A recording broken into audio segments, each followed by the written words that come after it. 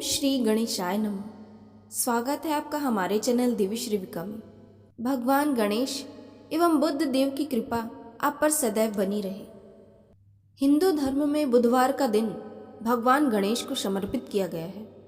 अतः जो व्यक्ति इस दिन सच्चे मन से विघ्नहर्ता गणेश जी की उपासना और उपवास करता है, उसके जीवन के सभी कष्ट दूर हो जाते हैं। इस व्रत के प्रभाव से व्यक्ति के जीवन में सुख शांति आती है।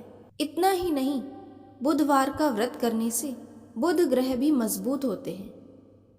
आइए बुधवार व्रत की कथा को विस्तार से सुनते हैं। समतापुर नगर में मधुसूदन नामक एक व्यक्ति रहता था। वह बहुत धनवान था। मधुसूदन का विवाह बलरामपुर नगर की सुंदर लड़की संगीता से हुआ था। एक बार मधुसूदन अपनी पत्नी को लेने बुधवार के दिन बलरामपुर गया। मधुसूदन ने पत्नी के माता पिता से संगीता को विदा कराने के लिए कहा। माता पिता बोले, बेटा आज बुधवार है, बुधवार को किसी भी शुभ कार्य के लिए यात्रा नहीं करते। लेकिन मधुसूदन नहीं माना। उसने ऐसी शुभ अशुभ बातों को न मानने की बात कही। दोनों ने बैलगाड़ी से यात्रा प्रारंभ की।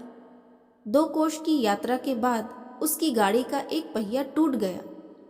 वहां से दोनों ने पैदल ही यात्रा शुरू की। रास्ते में संगीता को प्यास लगी। मधुसूदन उसे एक पेड़ के नीचे बैठाकर जल लेने चला गया। थोड़ी देर बाद जब मधुसूदन कहीं से जल लेकर वापस आया तो वह बुरी तरह हैरान हो उठा, क्योंकि उसकी पत्नी के पास उसकी ही शक्ल सूरत का एक दूसरा व्यक्ति बैठा था। संगीता भी मधुसूदन को देखकर हैरान रह गई। वह दोनों में कोई अंतर नहीं कर पाई। मधुसूदन ने उस व्यक्ति से पूछा, तुम कौन हो और मेरी पत्नी के पास क्यों बैठे हो? मधुसूदन की बात सुनकर उस व्यक्ति ने कहा, अरे भाई, ये मेरी पत्नी संगीता है। मैं अपनी पत्नी को ससुराल से विदा कर लाया हूं। लेकिन तुम कौन हो जो मुझसे ऐसा प्रश्न कर रहे हो? मधुसूदन ने कहा, तुम जरूर कोई चोर या ठग हो। यह मेरी पत्नी संगीता है। मैं इसे पेड़ के नीचे बैठाकर जल लेने गया था। इस पर उस व्यक्ति ने कहा, अरे भाई, झूठ तो तुम बोल रहे हो। संगीता को प्यास लगने पर जल लेने तो मैं गया था। मैंने तो जल लाकर अपनी पत्नी को पिला भी दिया। अब तुम चुपचाप यहाँ से चलते बनो, नहीं तो किसी सिपाही को बुलाकर तुम्हें पकड़वा दूंगा। दोनों एक दूसरे से लड़ने लगे। उन्हें लड़ते देख बहुत से लोग वहां एकत्र हो गए। नगर की कुछ सिपाही भी वहां आ गए। सिपाही उन दोनों को पकड़कर राजा के पास ले गए।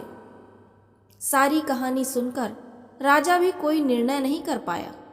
संगीता भी उन दोनों में से अपने वास्तविक पति को नहीं पहचान पा रही थी। राजा ने दोनों को कारागार में डाल देने के लिए कहा। राजा के फैसले पर असली मधुसूदन भयभीत हो उठा। तभी आकाशवाणी हुई, मधुसूदन, तूने संगीता के माता पिता की बात नहीं मानी और बुधवार के दिन अपनी ससुराल से प्रस्थान किया।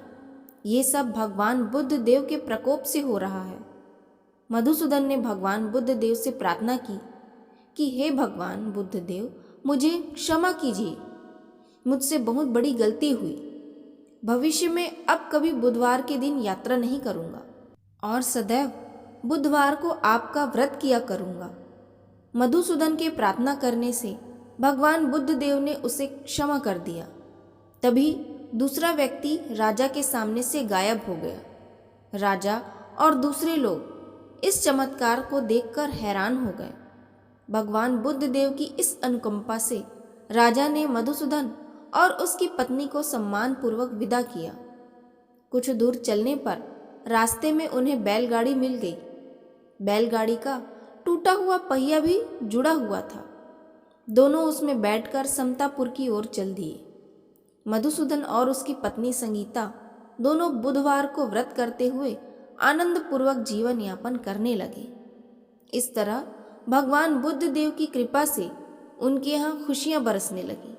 इस तरह जो स्त्री पुरुष विधिवत बुधवार का व्रत करके व्रत कथा सुनते हैं, भगवान बुद्ध देव उनके सभी कष्ट दूर करते हैं।